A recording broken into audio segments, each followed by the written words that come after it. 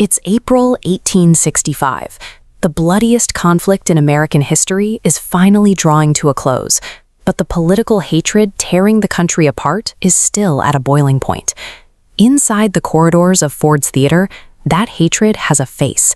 John Wilkes Booth is a celebrity actor who performs here constantly. He knows every hallway, every staircase, and every blind spot in the building. He is armed with a hunting knife and a single-shot Derringer pistol. His objective tonight is to decapitate the Union government entirely. Booth creeps through the shadows of the balcony level. He is moving toward presidential boxes 7 and 8, hunting for a vulnerability in the security.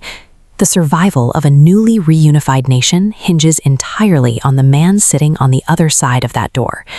Inside the decorated box sits a man wielding ultimate executive power. But to understand the gravity of this moment, we have to look at the destitute world he came from. Abraham Lincoln started his life in a tiny dirt floor log cabin in rural Kentucky. His family lived in extreme poverty, and the hardship deepened when his mother died when he was just 9 years old. Having almost no formal schooling, he survived through grueling physical labor, working as a woodcutter to support a family struggling to keep him fed. But he possessed an obsessive drive to learn. He borrowed every book he could find and tracked down wandering teachers to absorb whatever knowledge they could offer. That self-education allowed him to teach himself the law.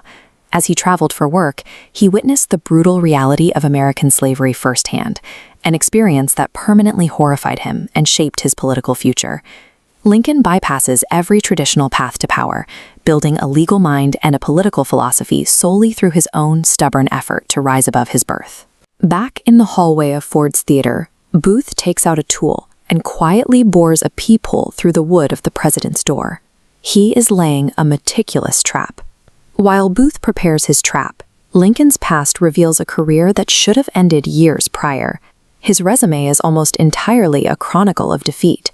This chart tracks his early political runs. Starting in the 1830s, he loses bids for state legislature, House Speaker, and elector. Through the 1850s, the losses pile up, rejected for the land office, losing the Senate twice, and failing the VP nomination.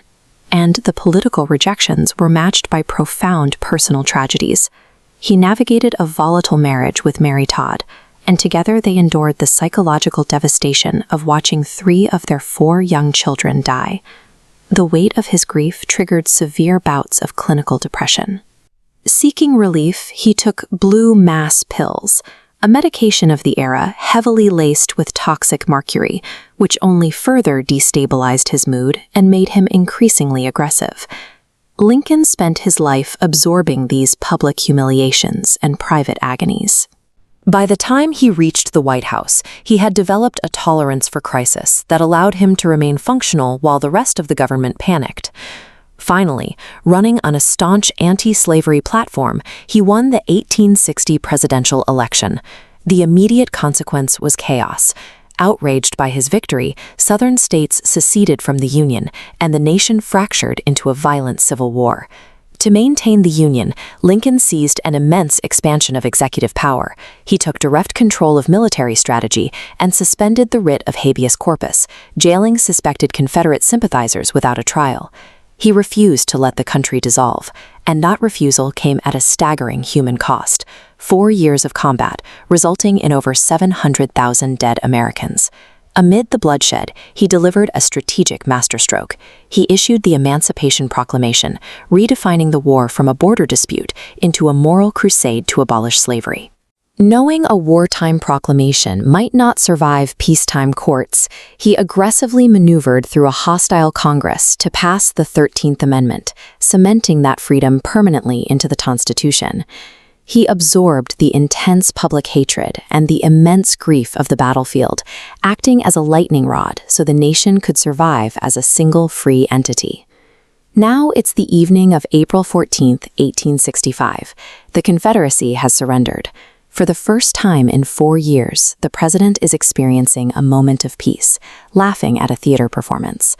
Outside his box, the security has broken down. His regular bodyguard is off shift.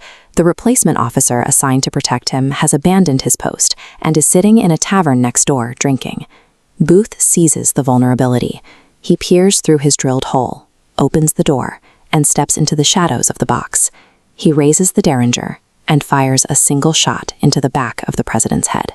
He stabs an army major who tries to stop him, and he leaps over the balcony onto the stage below, fracturing his leg before fleeing into the night.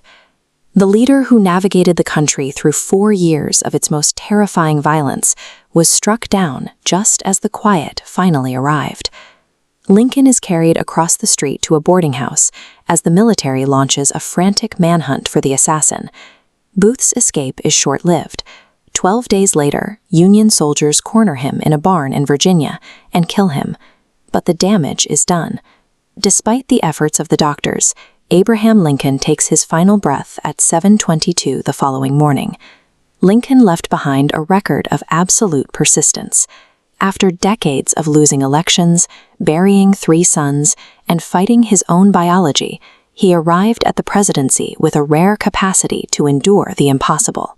Because an uneducated laborer refused to surrender to his own circumstances, millions were freed, and the foundation of modern democracy was preserved for the world.